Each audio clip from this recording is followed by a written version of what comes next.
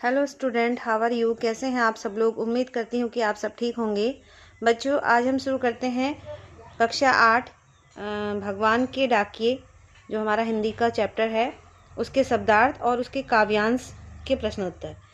तो ठीक है, देखिए, भगवान के डाकिए शब्दार्थ। बाँचना, बाँचना का मतलब होता है पढ़ना। स्वर पढ़ना मतलब उच्चारण करके पढ़ना, जोर से पढ़ना। आँकना, अनुमान करना। पाँख, पंख पर। सौरभ, सुगंध या सुबास मतलब खुशबू से, इसका मतलब है। अब काव्यांश देखिए। निम्नलिखित काव्यांश को पढ़कर पूछे गए प्रश्नों के उत्तर दीजिए। ठीक है। पक्षी और बादल। पक्षी और बादल ये भगवान के डाकिए हैं, जो एक महादेश से दूसरे महादेश को जाते हैं। हम तो समझ नहीं पाते हैं, मगर इनकी लाई चिट्ठियाँ पेड़, पौधे, पानी और पहाड़ बाँचते हैं। अब आंसर देखिए। भगवान के डाकिए क्या करते हैं। भगवान के जो डाकिए हैं वो क्या करते हैं। पत्ते लेकर जाते हैं, संदेश लेकर जाते हैं, फल लेकर जाते हैं या पत्र लेकर जाते हैं। तो क्या लेकर जाते हैं, संदेश लेकर जाते हैं। नेक्स्ट देखो, पेड़, पौधे, पानी और पहाड़ क्या करते हैं, भगवान के द्वारा लाए गए चिट्ठियों को पढ़ लेते हैं, फाड़ देते हैं, रख देते हैं, पढ़ नहीं पाते हैं, क्या करते हैं, चिट्ठियों को पढ़ लेते हैं। नेक्स्ट देखो, पक्षी और बादल दोनों में क्या समानता है। सीमा पर रुक जाते हैं, आकाश में उड़ते हैं और महादेशों को जाते हैं। दूसरे देशों में नहीं जा पाते, लौट कर नहीं आ पाते। तो इसका राइट आंसर है आकाश में उड़ते हैं और महादेशों को जाते हैं। भगवान के डाकिए हैं पेड़, पौधे, पक्षी और बादल, महादेश, पानी और पहाड़। तो कौन सा राइट आंसर है, पक्षी और बादल। भगवान के डाकिए जो चिट्ठियाँ लाते हैं उन्हें पढ़ते हैं। भगवान के डाकिए जो चिट्ठियों नहीं होगा, यहाँ चिट्ठियाँ लाते हैं, उन्हें कौन पढ़ता है, हम, पक्षी, पेड़, पौधे और पेड़, पौधे, पानी और पहाड़। भगवान स्वयं तो कौन पढ़ते हैं, पेड़, पौधे, पानी और पहाड़। भगवान की भेजी चिट्ठियों को कौन नहीं समझ पाता, समझ, ये झ है, समझ नहीं है। ठीक है। मनुष्य जाति, कवि, पक्षी जाति, पेड़, पौधे, कौन नहीं समझ पाता, मनुष्य जाति नहीं समझ पाती। ठीक है। अब नेक्स्ट देखिए, इसी चैप्टर के भगवान के डाकिए के लघु उत्तरीय प्रश्न उत्तर।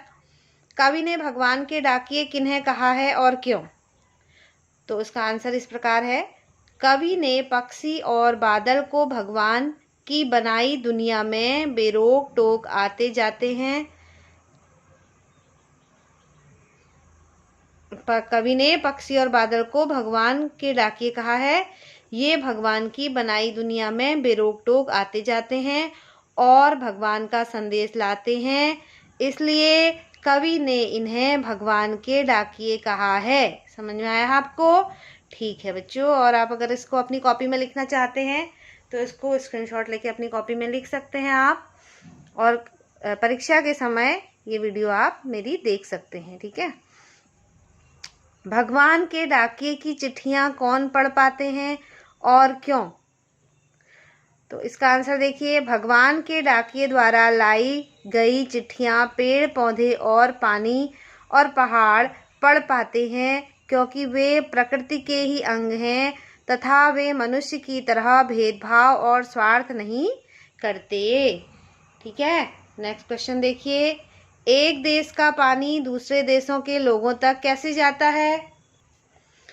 एक देश का पानी भाप बनकर बादल बनता है। यह बादल उड़कर दूसरे देश में जाता है और वर्षा होने पर नदियों के द्वारा लोगों को मिल जाता है। तो एक देश से दूसरे देश में कैसे जाता है, भाप बनकर जाता है। अब देखिए, कुछ बड़े क्वेश्चन हैं ये। मूल्य परक प्रश्न, दीर्घ उत्तरीय प्रश्न इनको हम कहेंगे। कविता भगवान के डाकिए के आधार पर ईश्वर के संदेश को बताइए तथा स्पष्ट कीजिए। उसका उत्तर देखिए। कविता भगवान के डाकिए में कवि ने प्रकृति तत्वों के माध्यम से ईश्वर का संदेश मनुष्य को बताया है। पेड़ पौधे, पानी, पहाड़ जैसे प्राकृतिक तत्वों की भाषा क्या है पता नहीं, मगर इनका संदेश समझा जा सकता है। ये सभी प्राकृतिक तत्व आपसी एकता और सह अस्तित्व में बंधे हैं। इनमें कोई बंटवारा या भेदभाव नहीं है। पक्षी बेरोक टोक देश विदेश में आते जाते हैं। इसी प्रकार बादल प्रत्येक देश में आते जाते हैं। मनुष्य के सिवाय सभी जड़ चेतन यदि ईश्वर के संदेश को समझ लेते हैं तो इसका यह अर्थ है कि ईश्वर का संदेश विश्व बंधुता ही है। सिर्फ मनुष्य ही है जो सीमाओं में बंधकर रहता है और दूसरों को भी रखना चाहता है। ईश्वर का संदेश मानवता तथा विश्व बंधुत्व है। मनुष्य जाति को देश विदेश की सीमाओं से जाकर सोचना होगा। इसलिए कवि ने कहा है कि मनुष्य से भले तो शायद प्रकृति के दूसरे तत्व पेड़ पौधे पहाड़ आदि हैं। दूसरे तत्व पेड़ पहाड़ पौधे आदि हैं। ठीक है, यहाँ तक समझ में आया बच्चों आपको?